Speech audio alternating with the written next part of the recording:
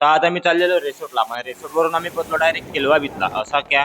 तर आज आहे शुक्रवार. शुक्रवार बोलला तर अख्ख्या सफाल्याची ना पालघरची लाईट फिरायसाठी जाते. तर आज आम्ही पण विचार केला का जाऊ कुठेतरी फिरायसाठी. तर गाड्या बिड्या काढल्या ना आम्ही निघालो रिसोर्टला जायसाठी. तर ह्यो आहे आमच्या गावातला कच्चा रस्ता. नंदाळ्याच्या रस्त्याला डोफा देऊन नंदाळ्याच्या पोरी आहेत जाऊन दे. काही नाही बोलायचं नाही तर घरा येऊन कुठचं.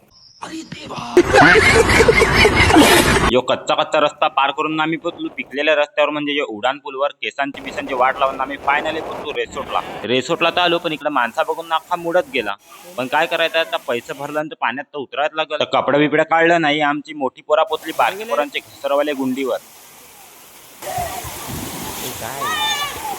तर यांना बघून ना माना पण आली उतला मी पण उतरलो पाण्यात ना. पाणी एवढा ओंडा होता मी तर घाबरूनच बाहेर निघालो. त्या रिसोर्ट मध्ये आम्हाला काही मजा नाही आली. तेव्हाच आम्ही इकडची प्लॅन बनवला का चला जाऊ आता केलवा बीचला.